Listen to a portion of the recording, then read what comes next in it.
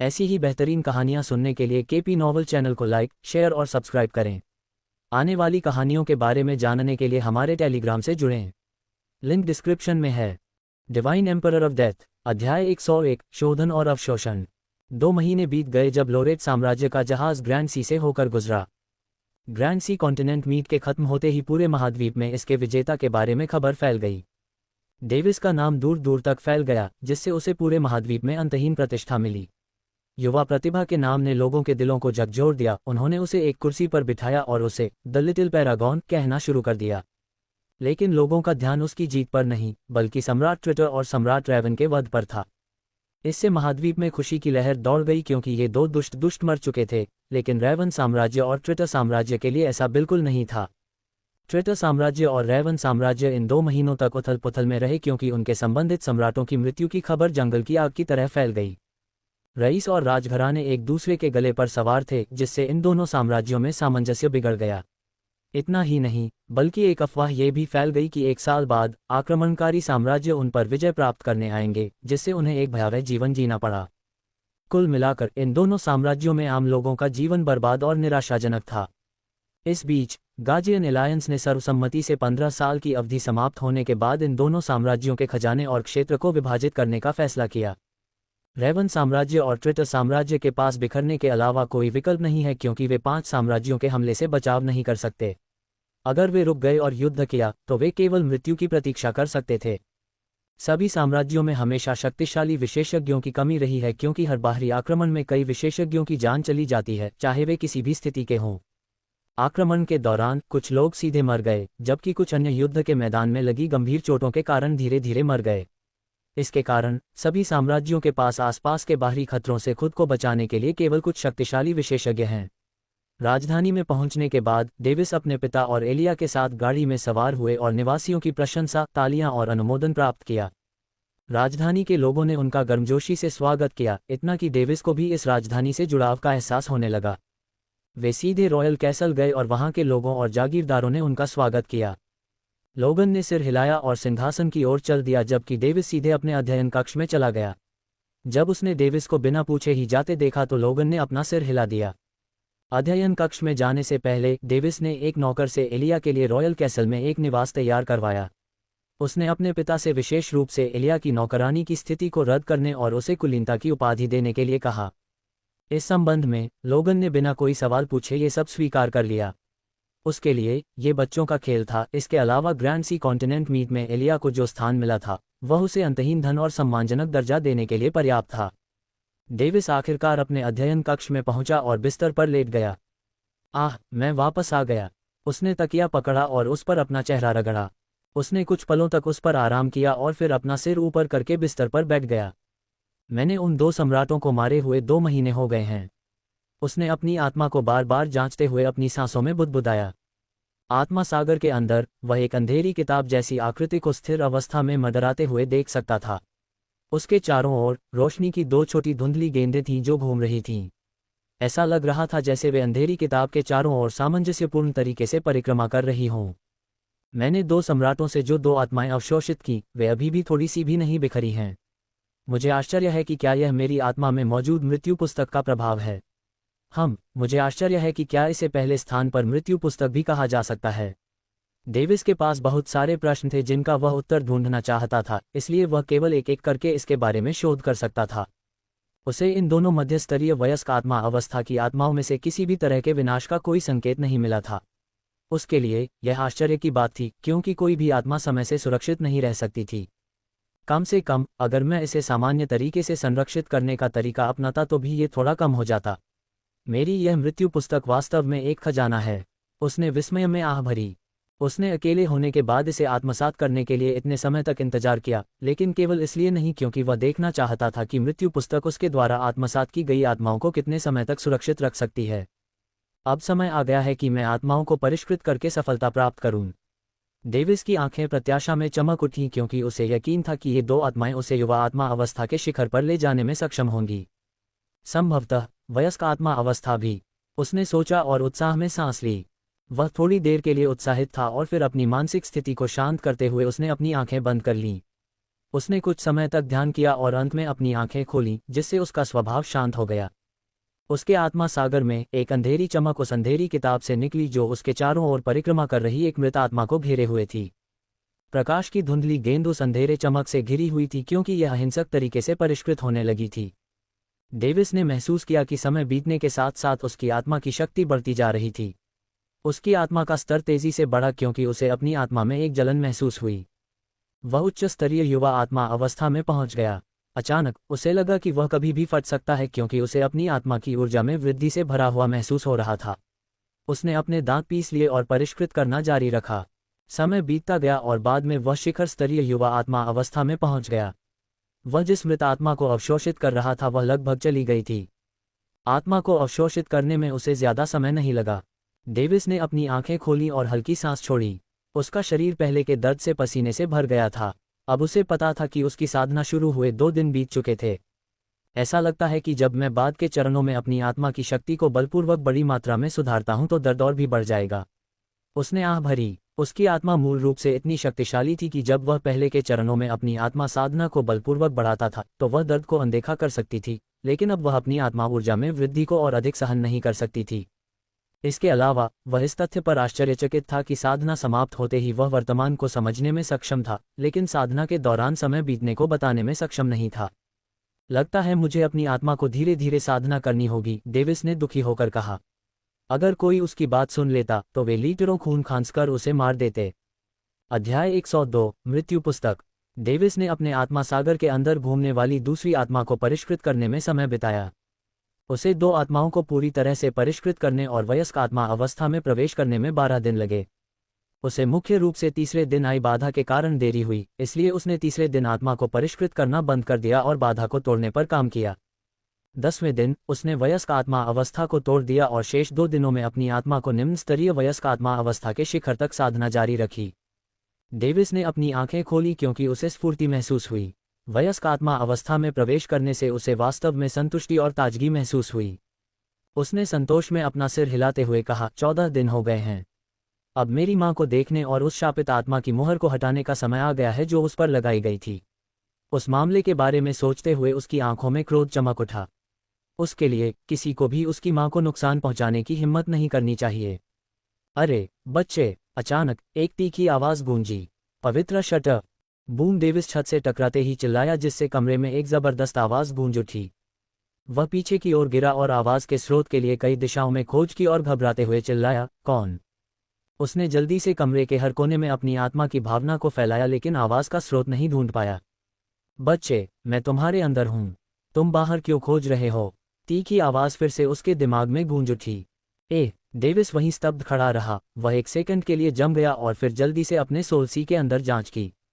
Davis ने तुरंत date book की जांच की, लेकिन ये पहले जैसी ही थी। उसने जल्दी से सोलसी के चारों ओर विसंगति की जांच की, लेकिन वह कोई विसंगति नहीं ढूंढ पाया, चाहे उसने कितनी भी खोज की हो। तुम कहाँ देख रहे हो? तीखी आवाज सुनाई दी। इस बार वह सटीक रूप से दिशा बता सकता था। डेविस का चेहरा उस दिशा में देखने के लिए मुड़ते ही अतुलनीय रूप से गंभीर था।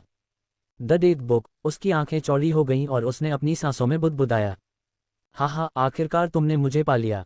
मुझे कहना होगा कि तुमने उस मनहूस दुनिया को छोड़ने में मेरी उम्मीदों से कहीं बढ़कर काम किया है जिसने मुझे बांध रखा था। अगर नहीं तो मैं बोरियत से मर जाता। बस मजाक कर रहा हूं, मुझे भी नहीं पता कि मैं कभी मरूंगा या नहीं, हा। तीखी आवाज ने अतुलनीय रूप से गंभीर डेविस को चकित कर दिया। क्या तुम डेट बुक हो? उसने अपने चेहरे पर मूर्खतापूर्ण भाव के साथ पूछा।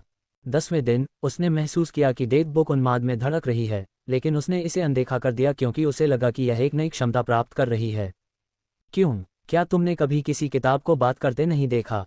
ओह, मैं भूल गया। तुम उस मनहूस दुनिया से थे, है न? हे, आवाज ने व्यंग्य किया। डेट बुक तुम कहते हो? मुझे कैसे पता? यह मेरे पास मौजूद नामों की भीड़ की तुलना में सिर्फ एक नाम है।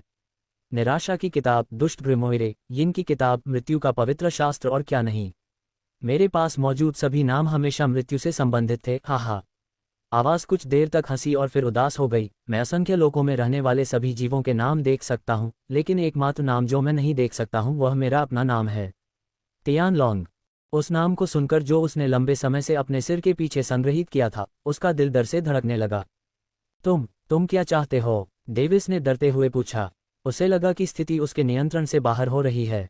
मैं क्या चाहता हूँ? अपने अतुलनीय लंबे जीवन के दौरान मैंने अपने पिछले मालिकों को कई चीजें दी हैं ताकि मैं अपनी जिज्ञासा और रुचि को संतुष्ट कर सकूं।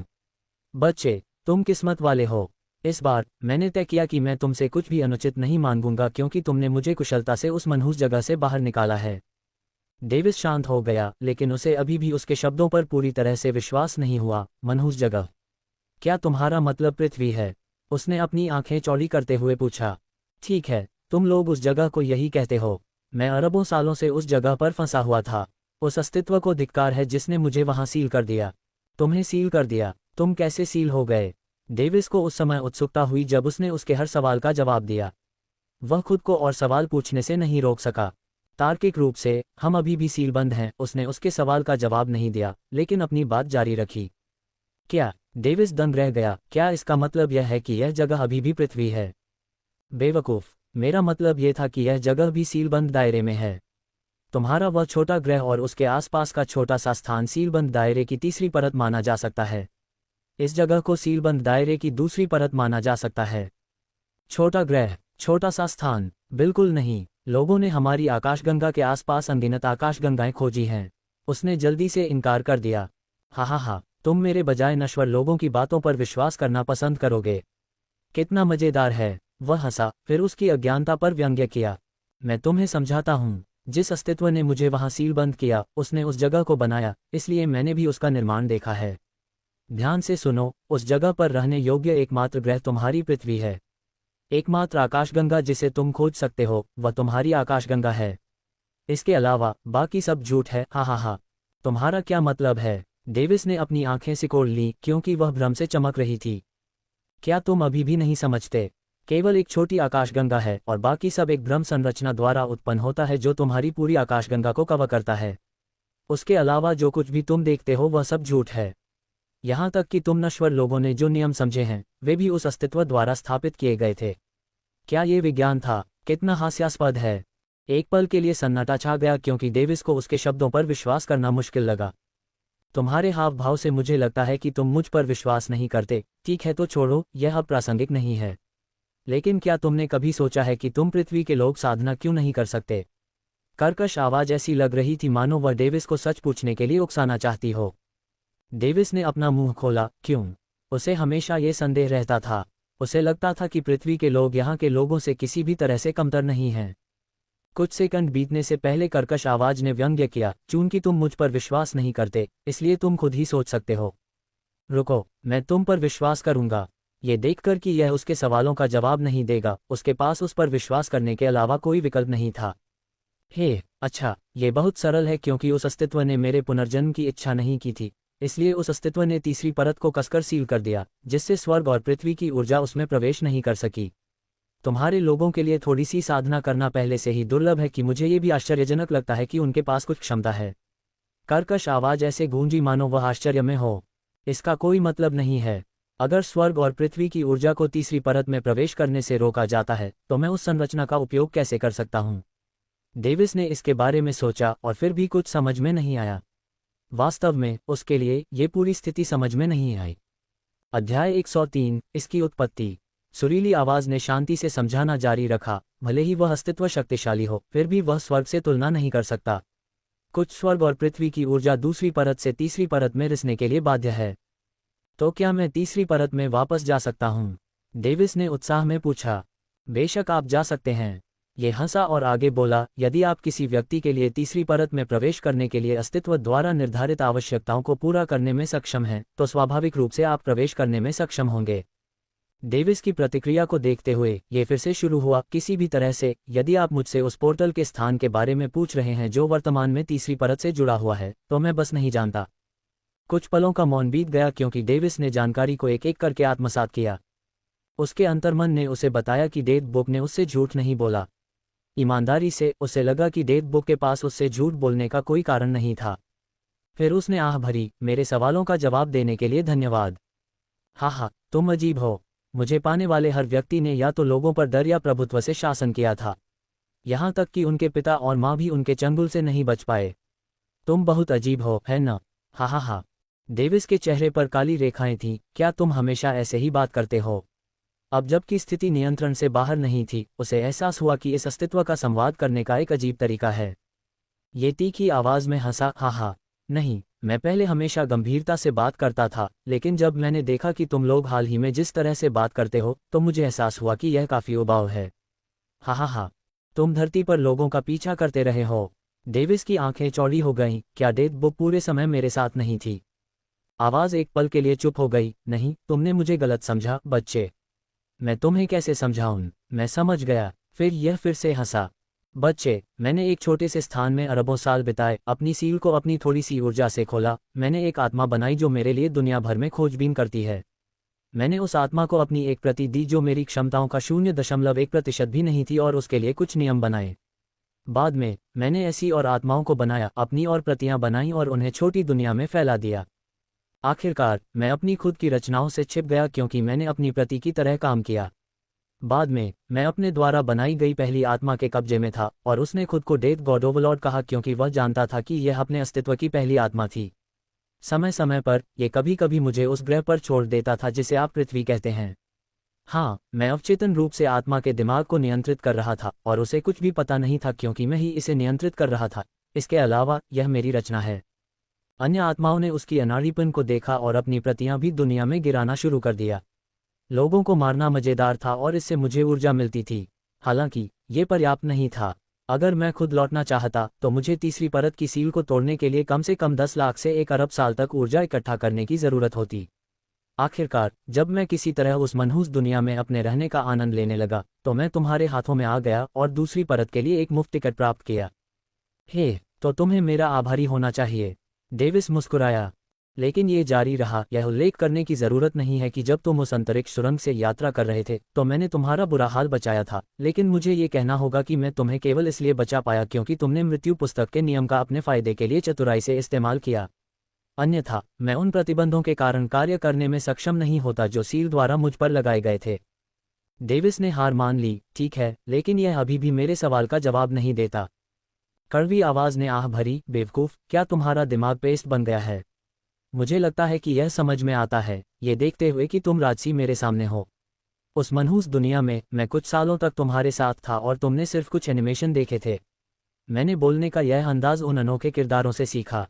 डेविस की आंखें चौड़ी हो गईं, उसने अपने शरीर के निचले हिस्से को अपने हाथों से छिपा लिया। हे भगवान! क्या तुमने वह भी देखा? उसे याद आया कि उसने डेथ बुक को मॉनिटर के ठीक सामने, बुक शेल्फ में रखा था। वह एनिमेशन जिसके सामने तुम हाथ ऊपर नीचे करते हुए बैठे हो। मैंने भी देखा और मुझे कहना चाहिए कि यह वाकई एक कला थी। डेविस की शर्मिंदगी से अनजान, तीखी आवाज जारी रही, ईमानदारी से कहूं तो, तुम्हारे साथ उन एनिमेशन को देखकर मेरी बोरियत बहुत दूर हो गई। कहानियां भी मज़ेदार थीं। डेविस ने शर्मिंदगी से अपना चेहरा थपथपाया। इस बातचीत ने वाकई एक अजीब मोड़ ले लिया। अच्छा, मुझे लगता है कि मैंने अब तुम्हारे सवालों का जवाब दे दिया है। उसके दिमाग में तीखी आवाज़ गूंजी, जिससे वह शर्मिंदगी से जाग उठा। तीखी आवाज़ ने गुस्से से पूछा, बच्चे, क्या तुमने अभी अभी मेरे बलिदान को अनदेखा किया क्योंकि यह कुछ भी नहीं था?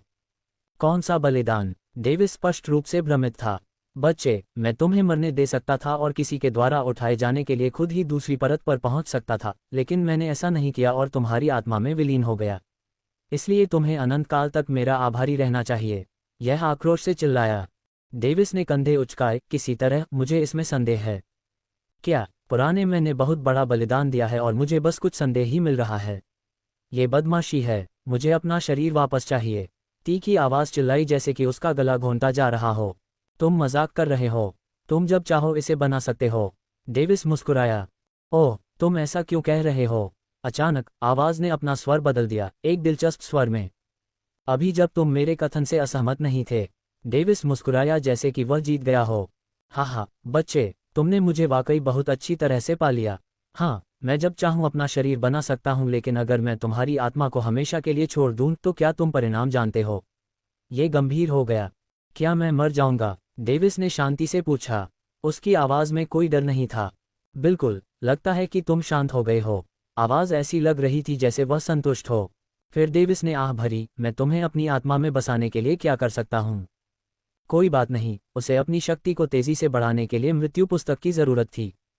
हे बच्चे, चिंता मत करो। मैं खुद को तुमसे दूर नहीं करूंगा। आखिरकार, तुमने इसे अर्जित किया है। आवाज़ हंसी जैसे कि यह एक अतुलनीय रूप से छोटी बात थी। डेविस कुछ पल के लिए चुप रहा, फिर उसने कहा, धन्यवाद। जो भी हो, बस इतना सुनिश्चित करो कि तुम मरने से पहले इस सीलबंद क्षेत्र को छोड़ दो। मैं अब इस जगह पर नहीं रहना चाहता, जल्दी करो और इस सीलबंद क्षेत्र से बाहर निकल जाओ। क्या तुम बिगड़ेल बच्चे की तरह नहीं हो? ठीक है, मैं जितनी जल्दी हो सके कोशिश करूंगा। डेविस हंसा। उसने हंसते हुए उत्तर दिया, हे, इसके लिए शुभकामनाएं। डेविस ने सोचा कि आज उसके लिए इतना खुलासा काफ़ी है, इसलिए उसने जाने के बारे में सोचा। जैसे ही वह जाने के लिए तैयार हुआ, उसे कुछ याद आया। ओह, वैसे मुझे आश्चर्य है कि जब मैं सोल फोर्जिंग कल्टीवेशन में तीसरे चरण पर पहुंचा तो मैंने कौन सी क्षमता अनलॉक की थी। अध्याय 104, क्लेयर की आत्मा सील। आपको सभी जीवित प्राणियों के नाम देखने में सक्षम होना चाहिए, चाहे उनकी जाति, प्रजाति और वगैरह कुछ भी हो। इसने सहजता से उत्तर दिया। क्या ये सच है? डेविस उत्साहित था। अगर यह सच है, तो वह जादुई जानवरों का आसानी से शिकार कर सकेगा। हाँ, अगर तुम अपनी आंखों या आत्मा की भावना को लक्ष्य पर अच्छी तरह से केंद्रित कर सको। कर्कश आवाज ने उत्तर दिया। मैं समझ गया। डेविस मुस्कुराया क्योंकि उसका सूक्ष्म रूप उसके आत्मा सागर में विघटित हो गया। अल्पविराम। डेविस ने अपनी आंखें खोलीं और एक गहरी सांस ली। यह एक अवास्तविक मुठभेड़ थी। मुझे विश्वास है कि यह डेथ नोट की आत्मा थी, चाहे मैं इसे कैसे भी देखूं। अचानक डेविस ने अपने आत्मा सागर में डेथ नोट पर ध्यान केंद्रित किया और कहा, क्या तुम मुझे सुन सकते हो? मैं सुन सकता हूँ, उसकी आत्मा से एक कर्कश उत्तर आया। डेविस ने आह भरी क्योंकि अब उसे यकीन हो गया था कि यह कोई सपना नहीं था। किसी तरह मुझे ऐसा लग रहा है कि मैं खुद से बात कर रहा हूँ। वैसे भी संवाद का यह तरीका मेरी आत्मा में प्रवेश करके उससे संवाद करने से ज्यादा कारगर है। वह उठ खड़ा हुआ, अपने बिस्तर से दूर चला गया, दरवाज़ा बंद करके स्टडी से बाहर निकल गया। उसने पास में एक नौकर को देखा और उसे अपने स्टडी की छत में हुए नुकसान की मरम्मत करने का आदेश दिया। निर्देश देने के बाद वह इत्मीनान से अपनी माँ के कमरे में चला गया और कुछ बातों पर विचार करने लगा। अनजाने में वह अपनी माँ के कमरे के प्रवेश द्वार पर पहुंच गया और उसके सामने खड़ा हो गया। अपनी कल्पना से बाहर आकर उसने दरवाज़ा खटखटाया। माँ। डेविस, अंदर आओ। दरवाजे के बाहर एक मधुर आवाज़ गूंजी और साथ में कुछ जल्दबाजी में चलने वाले कदमों की आवाज़ भी आई, जिससे उसके चेहरे पर मुस्कान आ गई। दरवाजा खुला और क्लेयर ने चेहरे पर खुशी के भाव के साथ बाहर देखा। उसने उसे अंदर खींचा और मुस्कुराते हुए गले लगा लिया। डेविस को अपनी आत्मा में इतनी अतुलनीय गर्मी महसूस हुई कि उसकी आत्मा से एक आवाज़ निकली, अरे तापमान कम रखो, क्या तुम? मुझे ठंडी जगहें पसंद हैं। डेविस ने इसे अनदेखा किया और कुछ सेकंड के लिए दिल को छू लेने वाले गले का आनंद लेना जारी रखा। क्लेयर पीछे हट गई। ग्रैंड सी कॉन्टिनेंट मीट में उसके बहादुरी भरे कारनामे के बारे में सुनने के बाद उसे उसकी माँ होने पर संतुष्टि और गर्व महसूस हुआ। माँ, मैं वापस आ गया हूँ, डेविस ने मुस्कुराते हुए कहा। क्लेयर ने उसके गाल पर चुटकी ली क्योंकि उसका चेहरा ठंडा हो गया था। तुम्हें वापस आए 14 दिन हो गए हैं और अब तुम माँ को बता रहे हो कि तुम वापस आ गए हो। तुम बेवफा बेटे हो। माँ, ऐसा नहीं है, मुझे कुछ ज़रूरी काम निपटाने थे, डेविस ने खेद जताते हुए चिल्लाया। क्लेयर ने फिर हंसते हुए कहा, मुझे पता है, मैंने तुम्हारे मालिक के बारे में सुना है। बस इतना है कि माँ को बहुत जलन हो रही है कि तुमने मेरे बजाय अपने मालिक को चुना। उसने प्यार से उसके सिर पर हाथ फेरा और आह भरी। डेविस अजीब तरह से हंसा, लेकिन अचानक उसे एक विचार आया। नहीं माँ, मैं अपने मालिक से मिलने गया था और उनसे तुम्हारी आत्मा पर लगी उस आत्मा की मुहर को नष्ट करने में मेरी मदद करने के लिए कहा था। सच में, तुम सबसे अच्छे हो। क्लेयर ने उसके गाल चूमे और उत्साहित हो गई। डेविस ने सिर हिलाया लेकिन कोई जवाब नहीं दिया। उसने कमरे के अंदर देखा और एडवर्ड को एक बड़े पालने में सोते हुए देखा।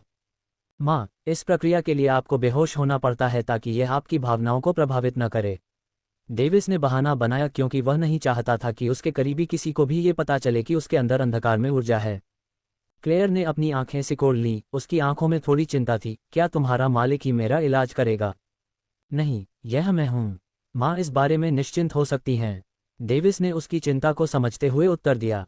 अगर वह अभी भी इसे स्वीकार नहीं करने वाली थी, तो वह केवल अपना रहस्य बता सकता था। ठीक है, माँ तुम पर भरोसा करती है।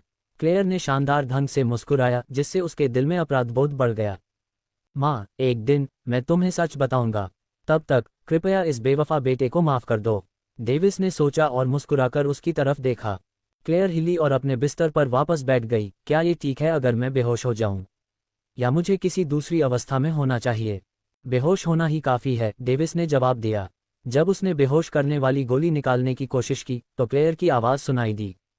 ठीक है, ये कहते हुए क्लेयर ने अपनी उंगली अपने ग्लैबेला पर रखी और एक पल के बाद तकिए पर सिर रखकर बेहोश हो गई। हे भगवान, उसने ऐसा कैसे किया? डेविस की आंखें खुली की खुली रह गईं। वह जल्दी से उसके सामने गया और उसे जांचा। क्या उसने अपनी आत्मा को जोर से पीटा जिससे वह सो गई या बेहोश हो गई? डेविस ने सोचा और अपनी आंखें सिकोड़ लीं। ठीक है, मैं उससे इसके बारे में तब पूछूंगा जब वह जागेगी। डेविस ने बड़बड़ाते हुए उसके पास बैठ गया। उसने अपनी उंगली उसकी ग्लेबेला पर रखी और अपनी चेतना को उसकी आत्मा में निर्देशित किया। उसने ऐसा अत्यंत सावधानी से किया जैसे कि वह एक कमजोर जार को संभाल रहा हो जो थोड़े से स्पर्श से टूट सकता है। उसे सफलतापूर्वक उसकी आत्मा सागर में प्रवेश करने में 1 मिनट लगा। यह माँ की आत्मा सागर है। उसने खाली उज्ज्वल स्थान के चारों ओर देखते हुए बड़बड़ाया। उसने कुछ देर तक हाथ से खोजा और इस प्रक्रिया में बहुत अधिक आत्मा ऊर्जा का उपयोग करने की हिम्मत नहीं की। डर था कि यह किसी तरह उसे चोट पहुंचा सकता है। आखिरकार उसे वह मिल गया जिसकी उसे इस आत्मा सागर में तलाश थी। ये वहाँ है, डेविस ने कहा जबकि उसकी अभिव्यक्ति अतुलनीय रूप से गंभीर हो गई। एक सफेद धब्बा प्रकाश चमकती हुई जंजीरों से घिरा हुआ था जिसने उसे फंसाया और सील कर दिया। चमकती हुई जंजीरें क्षितिज तक फैली हुई थीं और दूरी में फीकी पड़ गईं। प्रकाश की सफेद बूंद के अंदर एक फीकी सी आकृति दिखाई दे रही थी। माँ, डेविस ने अपनी मुट्ठियां भींच लीं और जोर से गुर्राया। इस दृश्य ने उसे एक पल के लिए क्रोधित कर दिया, लेकिन अगले ही पल वह शांत हो गया। डेथ नोट, क्या तुम मुझे सुन सकती हो? डेविस ने डेथ नोट से संपर्क बनाने की कोशिश की। जोर से और स्पष्ट, तुम चाहे कहीं भी हो, मैं तुम्हें सुन सकता हूं जब तक मैं तुम्हारी आत्मा से बंधा हुआ हूं। तीखी आवाज ने शांति से उत्तर दिया। यह अच्छा है। अब क्या तुम देख सकती हो कि मेरे सामने क्या है? डेविस ने मुस्कुराते हुए कहा। वाह, हाँ, अब मैं देख सकता हूँ। अद्भुत, डेविस ने मुस्कुराते हुए सोचा। उसने मूल रूप से डेथ नोट की डार्क एनर्जी का उपयोग उन जंजीरों को निगलने के लिए करने का फैसला किया था, लेकिन वह नहीं जानता था कि भविष्य में उसे क्या दुष्प्रभाव होंगे, इसलिए उसने अब इसे स्वयं करने की हिम्मत नहीं की। इसलिए उसने एवलिन से कहा कि उसे अपना शोध पूरा करने में सालों लग सकते हैं। क्या आप उस प्रकाश दीप को रोकने वाली जंजीरों को हटा सकते हैं? यदि हाँ, तो क्या इससे उसकी आत्मा को कोई क्षति होगी? अध्याय 105, आत्मा की सील को मिटाना। यह मेरे लिए बच्चों का खेल है। सिर्फ मेरी सीमित शक्ति के साथ उन जंजीरों को मिटाने में बहुत समय लगेगा। कर्कश आवाज गूंजी मानो वह असंतुष्ट थी। जहां तक साइड इफेक्ट की बात है तो कोई साइड इफेक्ट नहीं है। इसमें कितना समय लगेगा? डेविस एक पल के लिए उत्साहित हुआ, फिर उसने अपने दांत पीसते हुए पूछा। अगर इसमें 1 साल लग गया तो वह अपनी माँ को अपना रहस्य बताने के लिए दृढ़ था, ताकि वह उसे बेहोश किए बिना सील को हटाना जारी रख सके। चाहे कुछ भी हो, उसे लगा कि उसकी माँ किसी भी तरह से उसे धोखा नहीं देगी। एक पल के बाद उसने उत्तर दिया, 1 दिन। 1 दिन, मैं समझ गया। डेविस ने एक पल के लिए अपना सिर हिलाया, फिर अचानक महसूस किया कि कुछ ठीक नहीं है। 1 दिन, सिर्फ 1 दिन। अविश्वास में उसकी आंखें चौड़ी हो गईं। कम या ज्यादा, अगर मेरी शक्तियां सील नहीं होती तो मुझे इस सील को मिटाने में 1 मिलीसेकंड भी नहीं लगता। डेविस वहां स्तब्ध होकर तैर रहा था। वह समझ नहीं पा रहा था कि इस ब्रह्मांड में ये डेथ नोट किस तरह का अस्तित्व है।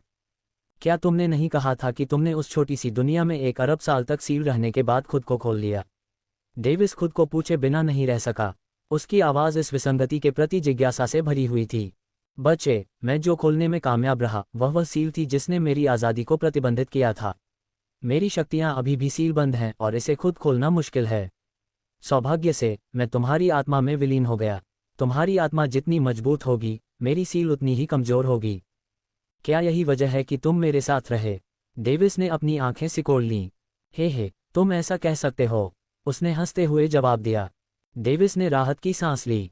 अब जब उसे पता चल गया कि दोनों को इस साझेदारी से फायदा हो रहा है, तो वह हर समय इस पर संदेह करना बंद कर सकता था। उनका मानना था कि जब तक वह इसे कुछ लाभ प्रदान कर सकते हैं, यह उनके साथ बना रहेगा। तो चलिए शुरू करते हैं। अचानक क्लेयर के आत्मा सागर में उसने जो आत्मा धागा डाला था वह अविश्वसनीय रूप से काला हो गया, मानो वह दुर्भावनापूर्ण हो गया हो। आत्मा धागे से काला गैसीय पदार्थ निकला। जैसे ही वह एक भयानक तरीके से सील के पास पहुंचा, डेविस जिसने ये देखा वह ठंड महसूस करने से खुद को रोक नहीं सका। क्या तुम बुरे हो? उसने अनजाने में पूछा। एक पल की खामोशी थी। बुराई? मुझे नहीं पता, लेकिन अगर तुम मुझे अपने मानवीय मानकों से आंकते हो तो मुझे कहना होगा कि मैं ब्रह्मांड में किसी भी अस्तित्व से अतुलनीय रूप से बुरा हूं। आखिरकार लोगों ने मुझे केवल मारने के लिए इस्तेमाल किया है। उसके दिमाग में एक जवाब आया जिससे डेविस चिंतन के एक पल में प्रवेश कर गया। उसने जल्दी से अपना सिर हिलाया और उस सील को मिटाने पर ध्यान केंद्रित किया। डेथ नोट ने उसे अंधेरे बुरी ऊर्जा प्रदान की, जबकि वह इसे धीरे धीरे सील तक ले गया। गहरे रंग का गैसीय पदार्थ सील से संपर्क में आया और जंजीरों के चारों ओर समान रूप से फैलते हुए उसे जंग लगाना शुरू कर दिया। जंजीरें पिघलने और गायब होने लगीं तो चटचटाहट की आवाज़ें सुनाई देने लगीं। बेटा, मैं अपनी गणनाओं में तुम्हारी आत्मा की शक्ति को शामिल करना भूल गया। लगता है कि इस सील को मिटाने में आधा दिन भी नहीं लगेगा। ये सिर्फ कुछ सेकंड का समय था, लेकिन वह उस सील को मिटाने की गति में तुरंत अंतर को नोटिस करने में सक्षम था। ये सुनकर डेविस मुस्कुराया, खुद पर गर्व महसूस कर रहा था। समय बीतता गया और उसने प्रकाश के गोले के चारों ओर जंजीरों को पिघलाने के लिए कड़ी मेहनत की। जब उसने आखिरी जोड़ने वाली जंजीर को पिघलाया तो प्रकाश का सफ़ेद गोला आत्मा के समुद्र के चारों ओर बिखरने से पहले एक पल के लिए कांप उठा। क्षितिज तक फैली हुई जंजीरें गायब हो गईं, जैसे कि वे पहले कभी वहां थी ही नहीं। क्या ये सफलता है? डेविस ने खाली जगह के चारों ओर देखते हुए पूछा। होना चाहिए, इसने उत्तर दिया। उसने अपना सिर हिलाया और आत्मा के सागर से गायब हो गया। अल्पविराम। डेविस ने अपनी आंखें खोलते ही कांप उठा। उसने अपनी मां की गर्दन से अपनी उंगली हटाई और जल्दी से उसकी हालत जांची। क्लेयर पसीने से भीगी हुई थी और उसकी भौहें सिकुड़ी हुई थीं, जबकि उसकी सांसें तेज चल रही थीं। डेविस ने जल्दी से उसके हाथ पकड़े और उसे जगाया। मां, उठो, यह मैं हूं। डेविस। क्लेयर ने अभी भी अपनी आंखें बंद की हुई थी, उसकी पुकार का बिल्कुल भी जवाब नहीं दे रही थी। अपनी आत्मा का इस्तेमाल करके उसे चौंकाओ, ये तीखी आवाज़ उसके दिमाग में गूंजी। डेविस ने जल्दी से अपनी आत्मा का इस्तेमाल करके उसके दिमाग में चिल्लाया, मां। क्लेयर ने अपनी आंखें खोलीं और वह तुरंत जाग गई और जल्दी से अपनी सांस पकड़ने की कोशिश की। मां, क्या हुआ था? डेविस ने चिंतित होकर पूछा। हालांकि उसने कहा था कि कोई साइड इफेक्ट नहीं होगा, लेकिन वह चिंतित होने से खुद को नहीं रोक सका। अपनी सांस पकड़ने के बाद क्लेयर ने अपने बेटे को देखा और मुस्कुराने की कोशिश की। कुछ नहीं हुआ, बस मैं एक बुरे सपने में फंस गई थी। क्लेयर ने जवाब दिया और अपने कपड़ों को देखा जो उसके पसीने से भीगे हुए थे। यहाँ रुको, माँ कुछ मिनटों में साफ हो जाएंगी। उसने उसके गालों को सहलाया, खड़ी हुई और नहाने के लिए चली गई। डेविस ने स्वीकार किया और उसे नहाने के लिए जाते हुए देखा। क्लेयर ने नहाने के लिए दरवाज़ा खोला और दरवाज़ा बंद करते हुए अंदर चली गई। अरे! डेविस ने मन ही मन गुस्से से चिल्लाया। ये सील हटाने का साइड इफेक्ट नहीं है, ये सिर्फ उसकी आत्मा के सागर में मेरी शक्तियों का इस्तेमाल करने का साइड इफेक्ट है। क्या उसने तुम्हें नहीं बताया कि उसे एक बुरा सपना आया था? शांत हो जाओ, उसने जवाब दिया, जिससे उसे स्थिति का अर्थ समझ में आया। किसी की आत्मा पर अपनी शक्तियों का इस्तेमाल करने से बुरे सपने आ सकते हैं। उसने संदेह से पूछा। मेरी शक्ति मृत्यु से जुड़ी हुई है, तुम इसके बारे में क्यों नहीं सोचते? इसके अलावा आत्मा एक चमत्कारी इकाई है। भले ही उसके साथ कुछ भी अनहोनी हो जाए, लेकिन तुम इसका कारण नहीं खोज पाओगे जब तक कि तुम आत्मा को अच्छी तरह से नहीं समझ लेते। डेविस ने थकते हुए उसके शब्दों को समझा। इस दुनिया में ऐसी बहुत सी चीजें थीं जिनके बारे में वह नहीं जानता था या जिन्हें वह समझ नहीं सकता था। वह खड़ा हुआ और पालने की ओर चला गया। वह उसके सामने खड़ा हो गया और फुसफुसाया, तुम्हारी बहनों की तुलना में मैंने तुम्हारे साथ बहुत कम समय बिताया है। आशा है कि तुम इसके लिए मुझसे नफरत नहीं करोगे, छोटे भाई। उसने एडवर्ड के गालों को प्यार से छुआ और उसे सहलाया। बड़े भाई को खेद है, जब तक तुम आत्म जागरूक होगे तब तक बड़े भाई पहले ही किसी दूसरी जगह चले गए होंगे। मुझे उम्मीद है कि उस समय तुम हमारे माता पिता और बहनों का ख्याल रखोगे। ओह! एक प्यारी सी आवाज़ निकली, जैसे कि बच्चा उसके शब्दों को स्वीकार कर रहा हो। अब तक एडवर्ड लोरेट साम्राज्य का दूसरा राजकुमार सिर्फ 1 साल का था। अध्याय 106, मुझे आत्माएं चाहिए। जैसे ही डेविस अपने प्यारे छोटे भाई से फुसफुसाते हुए पल बिता रहा था, उसके बगल में एक आवाज़ सुनाई दी। क्लेयर एल्स्ट्रेम, क्या ये तुम्हारा नाम है, माँ? डेविस ने पीछे मुड़कर पूछा। हाँ, क्लेयर ने अपने चेहरे पर एक बड़ी मुस्कान के साथ कहा। डेविस देख सकता था कि वह अब अविश्वसनीय रूप से खुश थी, क्योंकि वह मुहर जिसने उसे जानकारी प्रकट करने से रोक दिया था, हटा दी गई थी। अच्छा नाम। उसने पहले कभी अपने माता पिता पर डेथ गॉड आइस का इस्तेमाल नहीं किया था, इसलिए वह वास्तव में अपनी माँ का असली नाम नहीं जानता था। यहाँ तक कि उसे भी नहीं पता था कि उसने अपने माता पिता पर डेथ गॉड आइस का इस्तेमाल क्यों नहीं किया। उसने इसे एक तरह के सम्मान के रूप में टाल दिया। आपके गुरु का हटाने का तरीका आश्चर्यजनक रूप से विचित्र है। मुझे नहीं लगा कि मैं किसी बुरे सपने में फंस जाऊंगा। डेविस ने बिगड़ेल होने का नाटक करते हुए धीरे से हंसते हुए कहा, मैं बस अनाड़ी था और एक कदम गड़बड़ कर दिया। इसके अलावा मैं आपके ऊपर लगाई गई सील को हटाने में पूरी तरह से कामयाब रहा, माँ। अपनी माँ की आत्मा के साथ खेल रहे हो, तुम्हें वाकई कोई डर नहीं है। अच्छा हुआ कि सब ठीक रहा, नहीं तो आज एक त्रासदी हो जाती। क्लेयर ने ये कहते हुए कांप उठी। डेविस ने पलक झपकाते हुए अपना मुंह बंद कर लिया। उसके पास उस कथन का कोई जवाब नहीं था। ये कहते हुए क्लेयर नीचे झुकी और उसके गालों को चूमा। तुम्हारे कारण अब मुझे लगता है कि मुझसे एक बोझ हट गया है।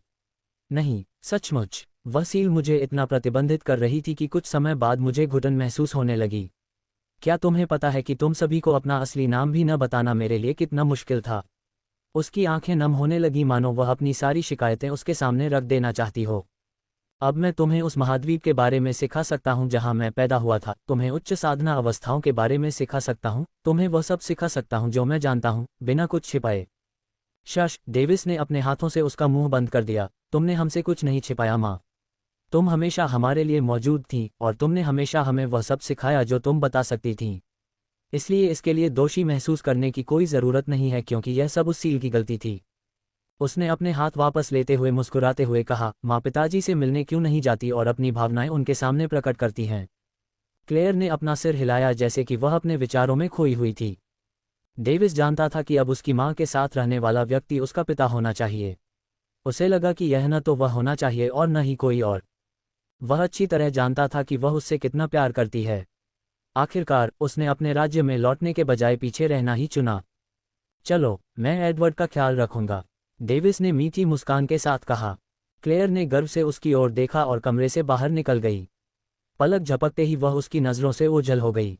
डेविस ने सोचा और वह व्यंग्यात्मक ढंग से हंसा, हे, मेरी माँ प्यार में पागल युवती की तरह है। उसे वाकई पिता से बहुत कुछ कहना होगा। अल्पविराम। धीरे धीरे समय बीतता गया और डेविस एडवर्ड के साथ खेलने लगा, जो जाग गया। 3 घंटे बाद एडवर्ड तब तक खेलता रहा जब तक वह थक नहीं गया और फिर से सो गया, जबकि डेविस मूर्ति की तरह बैठा रहा, अभी भी अपनी माँ का इंतजार कर रहा था। क्या ऐसा हो सकता है कि माँ भूल गई हो कि मैं यहाँ इंतजार कर रहा था? वह सोचने से खुद को रोक नहीं पाया, क्योंकि उसे कमरे से निकले हुए 3 घंटे से ज्यादा हो चुके थे, साथ ही उसके वापस लौटने का कोई संकेत भी नहीं था। बच्चा, डेविस ने सोचा कि उसे खोजने के लिए जाना चाहिए या नहीं, तभी एक आवाज़ सुनाई दी। डेविस ने भौहें से कुर्ही, तुम्हें पता होना चाहिए कि मैं बच्चा नहीं हूँ, मुझे डेविस बुलाओ। जिस तरह से उसने उसे पुकारा, उससे असंतुष्ट होकर उसने खुलकर बात की। उसने हल्के से व्यंग्य के साथ उत्तर दिया, ठीक है, तियानलोंग। कुछ क्षण मौन में बीते, जब डेविस स्तब्ध रह गया। ठीक है, तुम मुझे जो चाहो पुकार सकते हो। उसके पास मौखिक बहस में इस अस्तित्व के खिलाफ जीतने का कोई तरीका नहीं था। हाँ, बच्चे, मेरे लिए जो खरबों वर्षों से अधिक समय से जी रहा था, तुम अभी भी एक शिशु हो। समय के अंतहीन प्रवाह में मैं अनंत काल के लिए अकेला हूँ। बस खुश रहो कि मैं तुम्हें शिशु नहीं कह रहा हूँ। डेविस एक पल के लिए चुप रहा, फिर उसने व्यंग्य किया, तुम निश्चित रूप से घमंडी हो। वह बिना लड़े इस अपमान को सहने को तैयार नहीं था। अगर मैं नहीं कर सकता तो कौन कर सकता है? एक अहंकारी उत्तर आया जो उसके दिमाग में गड़गड़ाहट की तरह गूंज उठा। वह अवाक रह गया। ठीक है, मैं हार मानता हूँ। चलो, तुम मेरे हो, कम से कम मुझे कुछ सम्मान तो दो, डेविस ने असहाय होकर पूछा। जैसे कि वह उससे नाराज था, उसने कहा, तुम्हें मुझे खुश करना जारी रखना चाहिए, बच्चे। कोई नहीं जानता कि मेरा मूड कब खराब हो जाएगा। उस समय तुम क्रूरता से मेरे क्रोध का सामना करोगे। डेविस ने बड़बड़ाते हुए कहा, अगर तुम ऐसा कहते भी हो तो मैं तुम्हें कैसे खुश कर सकता हूँ? अधिक आत्माओं को खाकर, उसने धीरे से उत्तर दिया। डेविड ने अपनी भौहें ऊपर उठाईं, उसे उम्मीद थी कि ऐसा ही होगा और उसे आश्चर्य नहीं हुआ। कितनी मात्रा मायने नहीं रखती, गुणवत्ता मायने रखती है। ये सोचकर कि उसने जो आत्माएं खाईं वे मोहर का 5% भी नहीं मिटा पाईं, उसने जल्दी से कहा, गुणवत्ता, बस जब मैंने सोचा कि क्या मैं आज़ाद हो सकता हूँ तो मैं अब तुम्हारी सनक से बंधा हुआ हूँ। ये बेकार है, उसने शिकायत की, जैसे कि वह अब इसके द्वारा कैद हो गया हो। तुम आज़ाद होना चाहते हो? क्या तुम आज़ादी चाहते हो? इस दुनिया में मृत्यु ही एकमात्र आज़ादी हो सकती है जिसे तुम पा सकते हो। कर्कश आवाज़ ने खौफनाक ढंग से उत्तर दिया। अरे, मुझे बदकिस्मत मत बनाओ, उसने जल्दी से चिल्लाया। आखिरी चीज़ जो उसे चाहिए थी वह ये थी कि कोई उसकी मौत के लिए झंडा उठाए। मैं इस बात से इनकार नहीं करूंगा कि हम दोनों इससे लाभान्वित हो रहे हैं, लेकिन एक अंतर है। जिन आत्माओं को मैंने पहले अप्रत्यक्ष रूप से भस्म करने में तुम्हारी मदद की थी, वे मेरी अपनी इच्छा थी, लेकिन अब तुम मुझसे उन्हें तुम्हारे लिए शिकार करने के लिए कह रहे हो। ये वही हो सकता है, लेकिन मैं किसी और के लिए ऐसा करने के लिए बिल्कुल भी तैयार नहीं हूँ। तुम इंसान अजीबोगरीब चिंताओं से जुड़ जाते हो। इससे कोई फर्क नहीं पड़ता कि तुम यह मेरे लिए करने जा रहे हो या अपने लिए, मैं बस और आत्माओं को भस्म करना चाहता हूँ। अगर तुम मना करोगे तो मैं तुम्हारी आत्मा से अलग हो जाऊंगा और तुम्हें भस्म कर दूंगा। आखिरकार मैं अपने अस्तित्व को गुप्त रखना पसंद करता हूँ। उसके लहजे में कोई बुराई नहीं थी, बल्कि ऐसा लग रहा था जैसे वह सिर्फ एक तथ्य बता रहा हो जो उसके लिए सामान्य था। ओह, मैं बताना भूल गया, लेकिन अगर तुम मेरे द्वारा खाए गए तो तुम पुनर्जन्म के चक्र में प्रवेश नहीं कर पाओगे। डेविस ने गटकते हुए महसूस किया कि वह अनजाने में इस विचित्र अस्तित्व को अब तक अपनी संपत्ति मान रहा था। अध्याय 107 उसे समझाना। डेविस ने भौहें सिकोड़ते हुए अपनी आंखें सिकोड़ लीं। शक्ति प्राप्त करने के लिए उसे इस अस्तित्व की आवश्यकता थी। समाधान के बारे में सोचने से पहले उसने एक पल के लिए विचार किया। यदि तुम मुझे छोड़ दोगे तो तुम्हें सील हटाने में अरबों वर्ष लग सकते हैं। सोचो, यदि तुम मेरे साथ हो तो तुम्हें अपनी शक्तियां वापस पाने में केवल सैकड़ों या हजारों वर्ष ही लगेंगे। बच्चे, यदि मैंने इसके बारे में नहीं सोचा होता तो क्या तुम अभी भी मुझसे बात कर सकते थे? यह एक मजाकिया लहजे में हंसा। डेविड ने व्यंग्यात्मक ढंग से मुस्कुराया, लेकिन अंदर ही अंदर वह काफी क्रोधित था। गलत मत समझो, तुम्हें अपनी आत्माएं उचित समय पर मिलेंगी।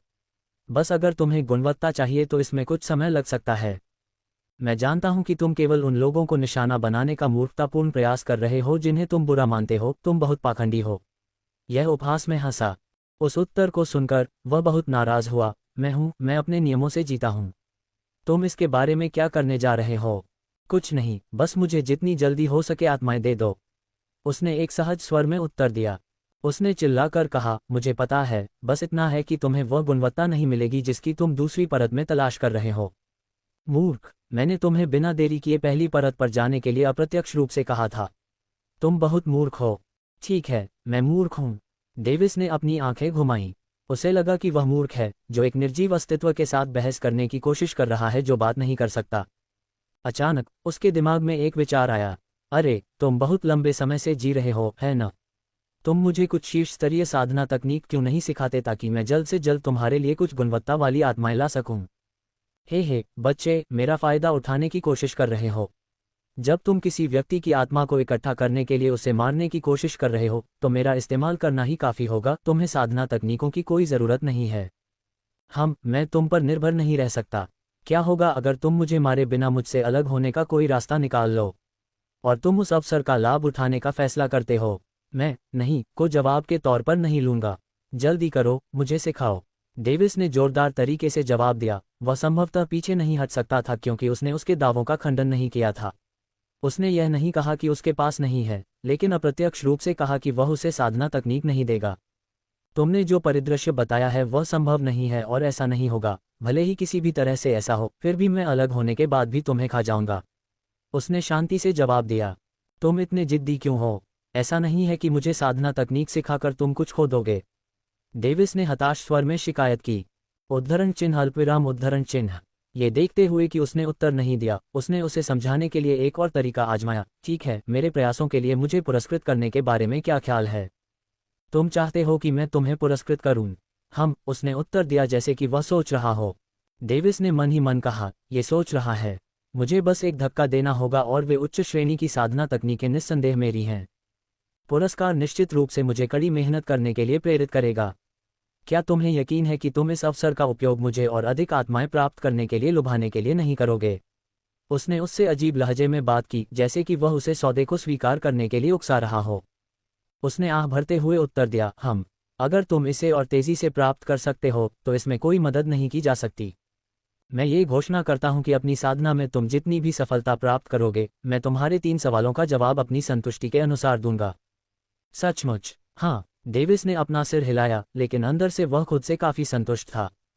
उसने जवाब देने की जहमत नहीं उठाई, बल्कि जारी रखा, जाहिर है, ये केवल तुम्हारी आत्मा साधना पर लागू होता है। मैं अन्य 2 साधना प्रणालियों के बारे में परेशान नहीं हो सकता। एक पल के लिए स्तब्ध होकर वह उबलते हुए गुस्से से भड़क उठा। ये बदमाशी है। मैंने पहले ही अपनी ओर से रियायत दे दी है। अब पहली परत पर जाओ और मेरे लिए कुछ आत्माएं लाओ। उसने उसकी बकवास पर कोई ध्यान नहीं दिया और उदासीनता से उत्तर दिया, आत्माएं आत्माएं आत्माएं, लानत है, क्या तुम लोलुपता की किताब हो? डेविस ने अतुलनीय क्रोध और असहायता में चिल्लाया। ओह, ये यादें वापस लाता है। एक बार मेरा भी यही नाम था। इसकी आवाज में पुरानी यादें थीं। बस, और नहीं तो मैं सचमुच अपना सिर फाड़कर मर सकता हूं। उसने अपने बालों को पकड़ लिया और उन्हें फाड़ने की कोशिश की। हा, तुम ऐसा करने के लिए स्वतंत्र हो। डेविस ने निराशा में आह भरी और अपनी मां के बिस्तर पर गिर पड़ा। भाड़ में जाए ये खेती की दुनिया। उसने अपनी आंखों को मालिश किया और थोड़ी देर के लिए सो गया। वह वास्तव में इसकी बकवास से तंग आ चुका था। अल्पविराम, तारांकन क्रीक। डेविस, दरवाज़ा खुला और क्लेयर की मधुर आवाज़ कमरे के अंदर से सुनाई दी। लोगन और क्लारा उसके पीछे पीछे अंदर आए और उनके चेहरे पर मुस्कान थी। डेविस जल्दी से जाग गया क्योंकि उसने दरवाज़ा खुलने की आवाज़ सुनी। माँ, तुम वापस आ गई हो। तुम्हें इतना समय क्यों लगा? बड़े भाई, क्लारा दौड़कर अंदर आए और उसके गले लग गई। क्लारा, मैंने तुम्हें बहुत याद किया। उसने गर्मजोशी से मुस्कुराते हुए उसके सिर को सहलाया। बस इतना ही कि मैं अपने मन की बात कहने में सक्षम होने के कारण बहक गया था। मैं पूरे समय तुम्हारे पिता और बहन से बात कर रहा था। क्लेयर ने अपने चेहरे पर मुस्कान के साथ जवाब दिया। ओह पशिश, माँ झूठ बोल रही है। माँ और पिताजी अभी 10 मिनट पहले ही मुझसे मिले थे। उसकी बाहों में तैरते हुए क्लारा ने उसके कानों में फुसफुसाया। ओह, उसके चेहरे पर निराशा का भाव था क्योंकि वह उन्हें घूर रहा था, लेकिन अंदर ही अंदर वह जोर से हंस रहा था। क्लेयर शर्म से मुस्कुराई जबकि लोगन आगे बढ़ गया। डेविस, मुझे पता है कि अभी आभार के शब्दों की जरूरत नहीं है, लेकिन चाहे जो भी हो, मुझे ये कहना होगा कि मैं उस पर लगाई गई मुहर को तोड़ने के लिए आपका बहुत आभारी हूँ। इसके अलावा मैं चाहता हूँ कि आप अपने स्वामी को भी मेरा धन्यवाद दें। कृपया उसे बताएं कि लोरेट परिवार उसके द्वारा हमारे प्रति दिखाए गए परोपकार के लिए हमेशा आभारी रहेगा। अपने शब्दों को अतुलनीय रूप से आभारी स्वर में समाप्त करते हुए लोगन ने झुककर अपने हाथ जोड़े। जरूर, डेविस ने मुस्कुराते हुए उत्तर दिया। उसे आश्चर्य हुआ कि अगर वह उन्हें बताए कि उसके स्वामी का अस्तित्व ही नहीं है तो वे किस तरह की प्रतिक्रिया देंगे। अध्याय 108, क्लेयर का क्षेत्र। सभी मुस्कुराए सिवाय एक बच्चे के जो अपने पालने में शांति से सो रहा था। क्लारा, मुझे लगता है कि तुम माँ की परिस्थिति के बारे में पहले से जानती हो, डेविस ने पूछा क्योंकि वह यह सुनिश्चित करना चाहता था कि चर्चा करने से पहले उसे इसके बारे में पता हो। हाँ, क्लारा ने प्यार से अपना सिर हिलाया। माँ ने मुझे बड़े भाई से मिलने जाने से पहले ये समझाया था। अच्छा, तो अब हम माँ की उत्पत्ति के बारे में सुन सकते हैं। हाँ, मुझे माँ के परिवार में भी दिलचस्पी है, क्लारा ने उत्साह से उत्तर दिया। क्लारा एक जिज्ञासु बच्ची में बदल गई जो हमेशा हर उस घटना के बारे में सच्चाई जानना चाहती थी जो तब हुई थी जब वह 5 साल की थी। ऐसा लग रहा था कि वह हर उस चीज़ की सच्चाई जानना चाहती थी जो उसके लिए अज्ञात थी। उनकी बातचीत सुनकर क्लेयर मुस्कुराए। वे चारों मेज पर बैठ गए। क्लेयर ने बोलने से पहले एक पल के लिए लोगन को देखा। मेरी दुनिया एक अतुलनीय रहस्यमय जगह है जहां विभिन्न जातियां और जानवर रहते हैं, क्लारा ने कहा और उसके चेहरे पर एक गर्म मुस्कान थी जबकि उसकी आंखों में तड़प साफ देखी जा सकती थी। खेती, संसाधनों और कई अन्य मामलों के मामले में यह क्षेत्र मेरे क्षेत्र से भी कमतर है। उन तीनों के चेहरे पर जिज्ञासा थी और उनकी आंखों में उत्साह भी साफ झलक रहा था। उग्र पहाड़, अंतहीन समुद्र और अज्ञात क्षेत्र। मैं जिस क्षेत्र से हूं वह इतना विशाल है कि अगर मैं वहां रहूं तो यह महाद्वीप उसका एक छोटा सा हिस्सा ही होगा। क्लेयर ने अपने चेहरे पर गर्व भरी मुस्कान के साथ कहा। जब वह मुस्कुराई तो हर कोई उसके नेक स्वभाव को देख सकता था जो उसकी खूबसूरती को और भी बढ़ा रहा था। लेकिन किसी को उसकी बातों से चिढ़ थी। तुम किस बात पर शेखी बघार रही हो? बस इतना है कि तुम्हारा क्षेत्र संसाधनों से भरपूर है, लोगन ने कहा और वह भौंचक्का हो गया। क्लेयर ने उसके सुंदर शरीर को देखते हुए थोड़ी हंसी। लोगन ने आगे कहा, मैं जानना चाहता था कि तुम्हारे राज्य के लोग हम पर हमला क्यों करते हैं। तुम्हारी जानकारी से मुझे पता चला कि यह राज्य उनके लिए बेकार है। हाँ, मैं भी यही जानना चाहता हूँ, डेविस ने सहमति जताते हुए कहा। यहाँ तक कि वह भी नहीं समझ पाया कि ये लोग थोड़े से संसाधनों के लिए अपनी जान क्यों दे रहे हैं। उसने अपनी ठुड्डी को छुआ और सोचा, शायद इस राज्य में कुछ खास है। डेविस, क्या तुम्हारे मालिक ने तुम्हें नहीं बताया? क्लेयर ने आश्चर्य से पूछा। उसे पूरी उम्मीद थी कि वह इस महत्वपूर्ण मामले के बारे में जानता होगा। डेविस स्तब्ध रह गया क्योंकि उसका दिमाग बहाने के लिए तेजी से सोचने लगा। उसकी आंखें क्लारा की ओर घूम गईं, फिर वह अंदर से दुखी हो गया। ये बेकार है, क्लारा यहाँ है और मेरे झूठ का पर्दाफाश हो जाएगा। अपने झूठ के उजागर होने के बाद अपने भाग्य के बारे में सोचते हुए वह अंदर ही अंदर रोने से खुद को रोक नहीं पाया। अचानक उसे एक विचार आया लेकिन वह नहीं जानता था कि यह काम करेगा या नहीं, इसलिए उसने जल्दी से अपने मन में जप करना शुरू कर दिया। डेथ नोट मेरा स्वामी है। उसने डेथ नोट को अपना स्वामी मानने की कोशिश की ताकि जब वह अपने स्वामी के बारे में बात करे तो क्लारा को यह संदिग्ध न लगे। डेथ नोट मेरा स्वामी है।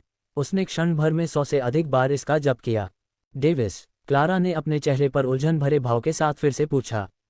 मेरे स्वामी ने इस जगह के बारे में कुछ खास नहीं कहा है, शायद मेरे स्वामी ने इसे अपनी विरासत के नीचे समझा और मुझे बताने की जहमत नहीं उठाई, डेविस ने सिर हिलाते हुए कहा।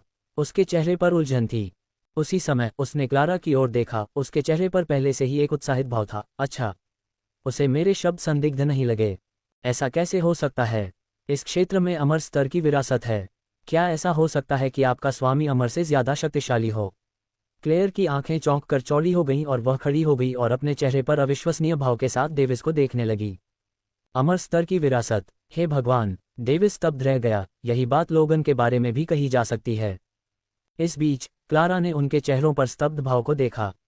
वह खुद को उत्सुक होने से नहीं रोक पाए और उसने पूछा, अमर स्तर की विरासत क्या है? क्लेयर ने उसकी ओर देखा और चेहरे पर गंभीर भाव के साथ कहा, हमारे राज्य में विरासत का वह स्तर पौराणिक माना जाता है। अमर स्तर की विरासत सीधे उत्तराधिकारी को अमर अवस्था तक निरंतर मार्ग पाने में मदद कर सकती है। लोगन, अभी भी स्तब्ध, अचानक अपनी आंखें सिकुड़ते हुए, अमर अवस्था का वह स्तर? क्या इसका मतलब यह है कि आपके राज्य में एक भी अमर अवस्था का साधक नहीं है? क्लेयर ने आह भरी, हाँ, इसीलिए मेरा राज्य अपने प्रतिभाशाली लोगों को आपके राज्य में भेजता है। अगर वे प्रतिभाशाली लोग हमारे प्रतिभाशाली लोगों से आगे नहीं निकल पाते तो इसका क्या फायदा? क्या आपका राज्य अपने श्रेष्ठ लोगों को मौत के घाट उतारने के लिए थोड़ा कठोर नहीं है? लोगन ने अपने चेहरे पर असंतुष्ट भाव के साथ पूछा।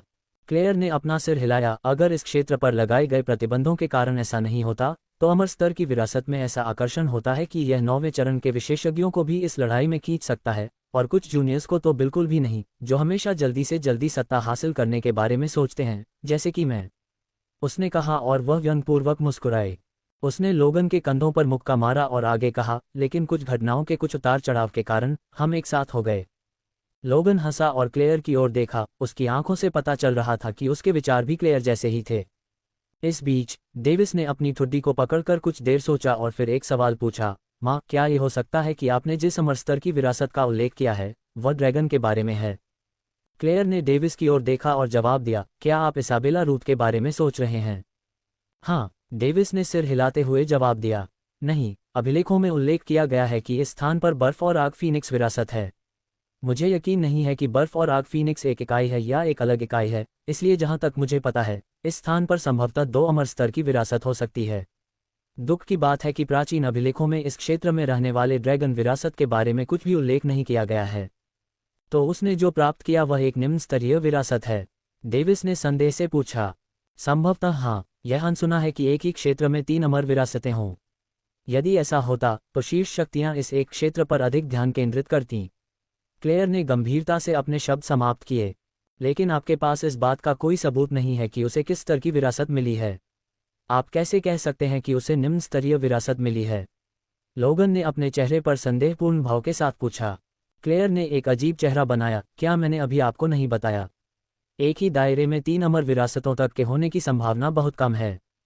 फिर उसने आगे कहा, इसके अलावा ऐसा नहीं है कि हमारे दायरे में एक भी अमर स्तर का पात्र नहीं है। ये सिर्फ इतना है कि स्वर्ग किसी अमर को हमारे दायरे में रहने से मना करता है। दूसरे शब्दों में, वे अमर अवस्था में पहुंचते ही ऊपर चढ़ जाते हैं। उन तीनों के चेहरे पर विस्मय का भाव था जबकि क्लेयर श्रेष्ठता की भावना से मुस्कुरा रही थी। अध्याय 109, क्लेयर की उत्पत्ति। अभी के लिए उस मामले को छोड़ो, इस पर चर्चा करना हमारे लिए बहुत जल्दी है। क्लेयर, क्या तुम्हें पता है कि वह अमर विरासत कहाँ स्थित है? लोगन ने उत्साहित होकर पूछा। क्लेयर ने हंसते हुए कहा, प्राचीन अभिलेखों में उल्लेख किया गया है कि विरासत क्षेत्र के केंद्र में स्थित है, जहां आग और बर्फ के तत्व प्रचुर मात्रा में हैं। हालांकि मुझे नहीं पता कि यह कहाँ है। अचानक डेविस खड़ा हो गया और अपनी आंखें चौड़ी करके चिल्लाया, पिताजी! फिरजेन द्वीप! फिरजेन द्वीप! हाँ, वे 2 तत्व उस स्थान पर प्रचुर मात्रा में हैं। ये वही स्थान होना चाहिए। लोगन भी उत्साह में चिल्लाते हुए एक पल के लिए कांप उठा। फिरजेन द्वीप, वह स्थान जहां डेविस ने ग्रैंड सी कॉन्टिनेंट मीट के दौरान भाग लिया था। क्लेयर ने संदेह से पूछा। हाँ, डेविस, क्या तुम्हें उस स्थान के बारे में कुछ अजीब लगा? लोगन ने गंभीरता से पूछा। उसकी आंखों में एक चमक थी जिसे डेविस ने इच्छा के रूप में पहचाना। डेविस ने धीरे से हंसते हुए कहा, मैंने द्वीप का पूरा पता नहीं लगाया क्योंकि मैंने केवल पश्चिम दिशा में ज्वालामुखी पहाड़ों के पास शिकार किया था। लोगन ने सिर हिलाया और कहा, गार्जियन एलायंस ने प्रतियोगिता के लिए द्वीप पर पाए जाने वाले स्पिरिट स्टेज मैजिकल बीस्ट्स को हटा दिया। ऐसा कैसे हुआ कि वे भी द्वीप के बारे में कुछ भी अजीब नहीं खोज पाए? ये सुनकर क्लेयर ने व्यंग्य किया, अगर कुछ 5वें चरण के विशेषज्ञों द्वारा अमर विरासत का स्थान ढूंढना इतना आसान होता तो ये कहा जा सकता था कि उन्हें कुछ अविश्वसनीय भाग्य मिला था। समझ में आता है पिताजी, हमें विरासत का स्थान खुद ही ढूंढ लेना चाहिए। लोगन ने सिर हिलाया जबकि क्लेयर अपने चेहरे पर संतुष्टि भरे भाव के साथ मुस्कुराई, लेकिन उसके भाव से ऐसा लग रहा था कि उसे कुछ और कहना है। क्लेयर ने अपने क्षेत्र के कई मामलों के बारे में बात करते हुए समय बीतता गया। उन तीनों ने असाधारण रुचि के साथ उसकी बात सुनी। अल्पविराम। आधे दिन बाद, ठीक है, ये काफ़ी है। मैंने अपने राज्य के बारे में बहुत कुछ बोल दिया है, चलो इसे यहीं छोड़ देते हैं। लेकिन माँ, आपने अभी भी अपने परिवार के बारे में कुछ नहीं कहा। क्लारा ने अपने चेहरे पर एक प्यारी अभिव्यक्ति के साथ मुंह बनाया। ये सुनकर क्लेयर ने आह भरी, मेरा परिवार? क्या मैं उन्हें अपना परिवार भी कह सकती हूँ? तुम्हारा क्या मतलब है? लोगन ने अपनी भौहें ऊपर उठाते हुए पूछा। लोगन, आप आसानी से अनुमान लगा सकते हैं कि गुप्त प्रवेश द्वार में आपने जो घटनाएं देखी, उनसे क्या हुआ था? क्लेयर ने अपने चेहरे पर एक सहज अभिव्यक्ति के साथ कहा। क्या ऐसा हो सकता है कि आपका परिवार आपको मरवाना चाहता है? लोगन ने खड़े होते हुए पूछा, उसके चेहरे पर भ्रम साफ झलक रहा था। हाँ, इसके अलावा, ये किसी तुच्छ प्रतिस्पर्धा के कारण था। क्लेयर ने आह भरते हुए कहा, मैं एल्स्ट्रेम परिवार में युवा मालकिन के पद के लिए होनहार उम्मीदवारों में से एक हूँ। ये स्पष्ट है कि मुझे उस पद को पाने में ऊपरी लाभ था, और कुछ बुजुर्गों और प्रतिभागियों को स्पष्ट रूप से मेरी बढ़ती क्षमता पसंद नहीं थी, सिर्फ इसलिए कि मैं एल्स्ट्रेम परिवार की नाजायज संतान थी। उन तीनों ने उसकी बात को बीच में रोके बिना ध्यान से सुना। मेरी माँ एक नौकरानी थी जो मूल रूप से मेरे पिता के घर पर काम करती थी, और उस दौरान मेरे पिता को उससे प्यार हो गया था। एल्स्ट्रेम परिवार को पता चला कि मेरी माँ गर्भवती थी और मेरे पिता ने उसे अपने परिवार से बचाने के लिए अपना सब कुछ दे दिया। क्लेयर कुछ देर के लिए चुप हो गई और उसने मेज की ओर देखा। उसने अपने होंठ काटे और आगे कहा, मेरे जन्म के बाद मेरी माँ को मार दिया गया था, और मेरे पिता ने परिवार से मुझे छोड़ देने की विनती की। परिवार ने एक शर्त पर मुझे छोड़ने का फैसला किया। इस बिंदु पर क्लेयर की आवाज़ अतुलनीय रूप से ठंडी हो गई। मेरे पिता ने मुझे बचाने के लिए खुद को अपंग बना लिया, और वह उस समय परिवार के पूजनीय युवा गुरु थे। उसकी आंखों से आंसू बह निकले और वह मेज पर गिर पड़ा। खुद को अपंग बनाने के बाद उन्होंने अपने ऊपर फेंके गए अनगिनत अपमानों को सहा, बस मुझे मजबूत बनाने के लिए। उन्होंने मेरे विकास के लिए जो भी संबंध बचे थे उनका इस्तेमाल किया। जरा सोचिए, हिंसा पर पनपने वाली दुनिया में मेरे पिता के लिए 30 साल से ज्यादा समय तक कमजोर की तरह जीना कैसा रहा होगा। उसने पीड़ा में अपनी मुट्ठियां भींच लीं। अचानक उसका चेहरा बहुत ठंडा हो गया। मैं तब तक हार नहीं मानूंगी जब तक मैं अपने पिता को अपंग बनाने वाले से बदला नहीं ले लेती। इसके अलावा मेरी बातों पर ध्यान दो, क्योंकि मैं उस व्यक्ति का मांस काटकर खा जाऊंगी जिसने मेरी मां को मारा। उसकी आंखों में नफरत की चमक थी, जिसे उसने अब तक छिपा कर रखा था। लोगन ने जल्दी से उसे गले लगाया और उसे सांत्वना दी, चिंता मत करो, हमारा जीवन अभी शुरू हुआ है। समय बीतने के साथ साथ हमारी साधना में बहुत तेजी आएगी, चाहे इसमें कितना भी समय क्यों न लगे। ये कहने की ज़रूरत नहीं है कि मैं उन कमीनों को मारने में तुम्हारी मदद करूंगा जिन्होंने तुम्हारे माता पिता को चोट पहुंचाई है। क्लेयर ने सिर हिलाते हुए अपने होंठ काटे। उसने अपनी नज़र डेविस की ओर घुमाई और कहा, डेविस, मुझे पता है कि समय बीतने के साथ तुम हमसे ज़्यादा मजबूत हो जाओगे, लेकिन माँ तुम्हें मेरे एल्स्ट्रेम परिवार के मामलों में हस्तक्षेप न करने के लिए मना करती है। क्यों? डेविस ने जोर से चिल्लाया। अपनी माँ की पीड़ा सुनकर वह बहुत गुस्से में था, क्योंकि माँ उन कमीनों को खुद ही मारना चाहती है और अपने पिता को गौरव दिलाना चाहती है और अपनी माँ का सम्मान करना चाहती है। क्लेयर ने दृढ़ निश्चय के साथ चिल्लाया। माँ! डेविस के चेहरे पर असहाय भाव था। अचानक उसने लोगन की ओर इशारा किया, पिताजी के बारे में क्या? वे आपकी मदद क्यों कर सकते हैं और मेरी नहीं? क्योंकि वे मेरे पति हैं। डेविस दंग रह गया। मैं आपका बेटा हूँ। वह और यह अलग अलग बातें हैं। आपको इस मामले में हस्तक्षेप नहीं करना है। क्लेयर ने शांति से उत्तर दिया।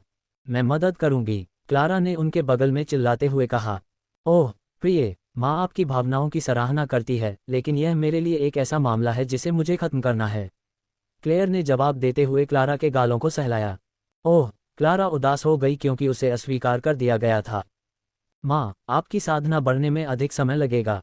क्या होगा अगर इस बीच कोई आपके पिता को मारने की साजिश रचे? डेविस खुद को पूछे बिना नहीं रह सका। वह इस समय उलझन में था क्योंकि वह समझ नहीं पा रहा था कि उसकी माँ उन दुष्टों को खत्म करने में उसकी मदद क्यों नहीं चाहती। जब तुम मुझसे ज्यादा ताकतवर हो जाओ तो यह वाक्य बचा लेना। जहां तक मेरे पिता के मरने या न मरने की बात है, मुझे इसकी चिंता नहीं है। ये कहते हुए क्लेयर ने अपनी साधना का खुलासा किया। कैसे? डेविस ने आश्चर्य और अत्यधिक उलझन में चिल्लाया। क्लेयर ने अपने शरीर से अपनी अनुग्रहपूर्ण चांदी जैसी आभा को छोड़ा और एक ऐसी ऊर्जा उत्सर्जित की जो शरीर परिवर्तन चरण तक पहुंचने पर उत्सर्जित होती है। अध्याय 110, गोली बनाने का पहला प्रयास। तुमने क्या सोचा कि मैं इन 3 घंटों में क्या कर रहा था? लोगन ने मुझे उस सील को परिष्कृत करने में मदद की जो मेरे गुप्त क्षेत्र में प्रवेश करने के बाद मुझ पर लगाई गई थी।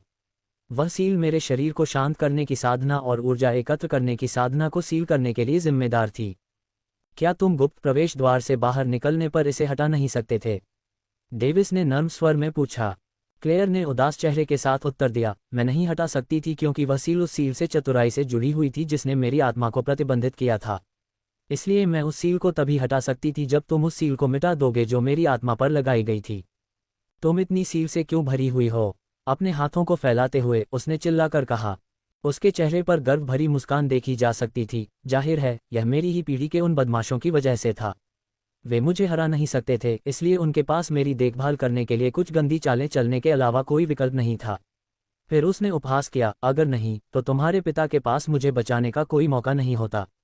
इसके बजाय अगर वह घटना नहीं होती तो मैं तुम्हारे पिता को मार देती। तुम मजाक कर रहे हो? उस समय हम एक ही ताकत के थे और यह कहना मुश्किल था कि अगर हम लड़ते तो कौन जीतता। लोगन ने जवाब दिया, उसकी बात को स्वीकार करने को तैयार नहीं। ठीक है, मैं लापरवाही से हस्तक्षेप नहीं करूंगा, लेकिन अगर तुम खतरे में हो तो मैं तुम्हारी राय के बावजूद हस्तक्षेप करूंगा। डेविस ने कहा जैसे कोई भी उसका मन नहीं बदल सकता। क्लेयर और लोगन दोनों चुप रहे। ये देखा जा सकता था कि उन्होंने भी उसके प्रस्ताव को स्वीकार कर लिया। डेविस, तुम्हारा कीमिया शिक्षक इस पूरे समय तुम्हारा इंतजार कर रहा है। तुम उससे मिलने क्यों नहीं जाते? क्लेयर ने अचानक कहा। डेविस ने खड़े होते ही एक अचंभित चेहरा बनाया, मैं पूरी तरह से भूल गया। ये कहने के बाद वह बिजली की तरह भागा और बाहर भाग गया। गलियारे से बाहर भागते हुए वह अल्केमिस्ट हाईवुड के निवास की ओर भागा। अब जब उसे कीमिया का कुछ ज्ञान हो गया था तो वह इसका अभ्यास करने में बहुत दिलचस्पी रखता था। अपने निवास के सामने खड़े होकर उसने दरवाज़ा खटखटाया। शिक्षक केविन, आपका शिष्य यहाँ है। डेविस ने उसके उत्तर की प्रतीक्षा करते हुए चिल्लाया। हम, राजकुमार डेविस, अंदर आ जाओ। उसके कानों में एक मधुर आवाज़ के साथ साथ तेज कदमों की आवाज़ सुनाई दे रही थी। दरवाज़ा खुला और कीमियागर हाईवुड ने उस पर गर्मजोशी से मुस्कुराया। डेविस ने अपने चेहरे पर एक व्यंग्यात्मक मुस्कान के साथ उत्तर दिया, मुझे राजकुमार कहने की ज़रूरत नहीं है, बस मुझे नाम से बुलाओ, शिक्षक। ठीक है, अगर आप ऐसा कहते हैं, कीमियागर हाईवुड ने उत्तर दिया और निवास में चले गए। निवास विभिन्न सामग्रियों की गंध से भरा हुआ था जिससे यह वनस्पतियों के एक संलग्न बगीचे जैसा लग रहा था। कमरे के चारों ओर देखने पर यह बर्तनों से भरा हुआ था और कोने के आसपास धुएं के साथ कुछ बदसूरत गंदगी थी। हाँ, इस पर ध्यान मत दो। मैं तो बस एक नई गोली बनाने की कोशिश कर रहा था, लेकिन कुछ ही देर पहले ये फट गई। अल्केमिस्ट हाईवुड ने उसका जिज्ञासु चेहरा देखकर हंस दिया। एक नई गोली? ये किस बारे में है? डेविस ने अपने चेहरे पर उत्सुक भाव के साथ पूछा। तारानकन खांसी, क्या आप अब कीमिया का अभ्यास करना चाहते हैं? कीमियागर हाईवुड ने एक सवाल के साथ जवाब दिया। हाँ, डेविस के चेहरे पर दृढ़ संकल्प और उत्साह दिखाई दे रहा था। अपने माता पिता द्वारा याद दिलाए जाने के बाद वह जल्द से जल्द कीमिया पर अपना हाथ आजमाना चाहता था। ठीक है, वहां खड़े रहो। कीमियागर हाईवुड ने एक दिशा की ओर इशारा किया जहां कुछ सामग्री और एक छोटी कड़ाही थी जो एक मेज पर रखी हुई थी। डेविस ने सिर हिलाया और मेज के पास पहुंच गया। वह कड़ाही के सामने खड़ा हो गया और मुस्कुराया। मुझे लगता है कि आप जानते हैं कि आप उन सामग्रियों से क्या बनाने जा रहे हैं। कीमियागर हाईवुड ने सवाल करते हुए अपनी भौहें उठाईं। कम उपचार की गोली, नश्वर ग्रेड, डेविस ने आत्मविश्वास भरे लहजे में जवाब दिया। कीमियागर हाईवुड मुस्कुराए, अच्छा, अब उस गोली को बनाने की प्रक्रिया समझाएं। अपना मुंह खोलते हुए उन्होंने शांति से उत्तर दिया, गोली बनाने की विधि के अनुसार बताए गए अनुसार एक एक करके सामग्री को कढ़ाई में डालते हुए कढ़ाई को आग से गर्म करें। जब तक सामग्री गोली के सार में परिवर्तित न हो जाए तब तक तापमान को नियंत्रित करें। एक बार जब गोली का सार दिखाई देने लगे तो गोली के सार को इकट्ठा करने के लिए आत्मा की ऊर्जा का उपयोग करें और बाद में इसे गोली के रूप में ढालें। डेविस के बगल में चलते हुए अल्केमिस्ट हाईवुड ने समझाया, अच्छा, अगर आप अपनी आत्मा का उपयोग करके कढ़ाई को गर्म कर रहे हैं तो आपको अपनी आत्मा की ऊर्जा को अच्छी तरह से नियंत्रित करना सीखना चाहिए। शुरुआती लोगों के लिए हम इसे बुनियादी कोयले का उपयोग करके कुछ सामान्य आग से शुरू करेंगे। डेविस का चेहरा गंभीर हो गया क्योंकि उसने कढ़ाई के नीचे हाथ से आग जलाई। समय के साथ इसकी तीव्रता बढ़ने पर कढ़ाई के नीचे एक धधकती आग भड़क उठी जिससे उसमें मौजूद तरल उबलने लगा। तापमान को नियंत्रित करें, डेविस के पीछे एक शांत आवाज गूंजी। हाँ, डेविस ने कहा और तापमान को बदलने से रोका, अब सामग्री डालना शुरू करें। डेविस ने सिर हिलाया और अपने हाथों को किनारे पर रखी सामग्री पर ले गया। उसने घास जैसी दिखने वाली एक जड़ी बूटी उठाई, उसे पीसकर पेस्ट बना लिया और उसे कढ़ाई में मिला दिया। हीलिंग ग्रास, एक मध्यम स्तर की नश्वर ग्रेड जड़ी बूटी जो गोली में उपचार का गुण जोड़ती है। 5 सेकंड प्रतीक्षा करने के बाद उसने अपना हाथ आगे बढ़ाया और एक और जड़ी बूटी उठाई जो हल्के भूरे रंग की थी और उसे कढ़ाई में फेंक दिया। सुन्न करने वाली जड़ी बूटी, एक निम्न स्तरीय नश्वर ग्रेड की जड़ी बूटी जो गोली निगलने पर दर्द को कम कर सकती है। कुछ सेकंड बीतने से पहले उसने 2 और सामग्री उठाई और उन्हें फिर से कढ़ाई में फेंक दिया। एक 5 वर्षीय जिनसेंग और एक संतुलन घास। जिनसेंग गोली में जीवन शक्ति डालता है, जबकि संतुलन घास 3 प्रभावों को एक साथ पूरी तरह से मिश्रित करने में मदद करती है, जिससे कम उपचार गोली बनती है। कढ़ाई अचानक उबल गई क्योंकि उसमें से कुछ हल्का लाल वाष्प निकलने लगा। डेविस ने अपनी आंखें सिकोड़ लीं और उसे पता था कि यह समय आ गया है। स्विश, उसने अपनी आत्मा की ऊर्जा का उपयोग करके लाल वाष्प की तरह दिखने वाले सार को लपेटा और इसे एक गोली के आकार में संघनित किया। कुछ सेकंड बीतने के बाद एक हल्की लाल रंग की गोली बनी जिसकी सतह पर कुछ दाग थे। गोली कबूतर के अंडे के आकार की थी और देखने में साधारण लग रही थी। बढ़िया, गोली की गुणवत्ता कम है, लेकिन पहली कोशिश में सफल होना वाकई शानदार है। अल्केमिस्ट हाईवुड की आंखें जोश से चमक उठीं जबकि उनके चेहरे पर गर्व भरी मुस्कान थी। गोली की गुणवत्ता का पता लगाने से पहले उन्होंने बस एक नज़र डाली। डेविस ने अपने कांपते हाथों में हल्के लाल रंग की गोली को देखा। वह अपनी पहली गोली बनाने के लिए अविश्वसनीय रूप से उत्साहित था।